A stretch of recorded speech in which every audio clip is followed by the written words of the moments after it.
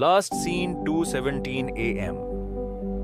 રાજકોટમાં રહેતો આરવ એક સિમ્પલ કોલેજ સ્ટુડન્ટ હતો. રાતના 2 વાગે સુધી મોબાઈલ યુઝ કરવો એની હેબિટ હતી. એક રાતે વોટ્સએપ ખોલે અને એને નોટિસ કર્યું કે એના બેસ્ટ ફ્રેન્ડ મિહિરનું લાસ્ટ સીન 2:17 AM પર અટકી ગયું હતું. બીજું દિવસ કોલેજમાં મિહિર આવ્યો. પહેલા બધાએ સોચ્યું કે કેઝ્યુઅલ બંક હશે, પણ 2 દિવસ, 3 દિવસ, એક હફતા What is it? You're scaring મિહિરનો me. કોઈ I કોન્ટેક્ટ can't say નથી. it out loud. Phone switch off. I'm typing it now. આરવને અજીબ લગે. એના યાદ આવે છે કે પિછલી રાત મિહિર એક મેસેજ મોકલ્યો હતો. ભાઈ, જો હું કલ કોલેજ ના આવું તો મારા રૂમમાં ડ્રોઅર ખોલીને જોજે. આરવના હાથ ઠંડી પડી ગયા. ડ્રોઅર નો સિક્રેટ. આરવ સીધો મિહિરના ઘર પહોંચે. એના પેરેન્ટ્સ કહે છે કે મિહિર તો રાજકોટમાં જે છે પણ ઘરે નથી. રૂમમાં જઈને આરવ ડ્રોઅર ખોલે છે. અંદર એક ડાયરી મળે છે.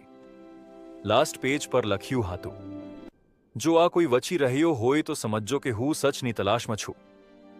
જે લોકો ઉપરથી પરફેક્ટ લગે છે એ લોકો અંદરથી અલગ હોય છે. ડાયરીમાં કોલેજના એક પ્રોફેસર વિશે અજીબ નોટ્સ હતા.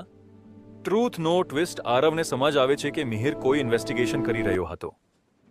કોલેજમાં એક સ્કોલરશિપ સ્કેમ ચાલુ હતો. ગરીબ સ્ટુડન્ટ્સના પૈસા કોઈ ખાઈ રહ્યું હતું. મિહિરે સચ બહાર લાવવા ટ્રાય કર્યું અને શાયદ કોઈને આ વાત પસંદ નથી આવી. આરવ ધારે છે પણ એને ડિસાઈડ કરે છે કે મિહિરનું કામ અધૂરું ના રહે. ક્લાઇમેક્સ. એક રાત આરવને અનનોન નંબરથી કોલ આવે. સચ પછાત ભાગવાનો રિઝલ્ટ ખરાબ હોય છે. Call cut. આરવ ફોનને જોરે પકડે છે પણ એના ફેસ પર દર કરતા જીડ વધુ છે. Last scene. આરવ પોલીસ સ્ટેશનની બહાર ઊભો છે, ડાયરી હાથમાં, અને વોટ્સએપ પર મિહિરનું લાસ્ટ સીન ચેન્જ થઈને થાય છે ઓનલાઈન. સ્ક્રીન ધીમે ધીમે બ્લેક થાય છે. આ કહાની હજુ પૂરી નથી. પાર્ટ 2 જલ્દી આવશે. લાઈક, શેર અને સબસ્ક્રાઇબ કરજો. સચ અભી બાકી છે.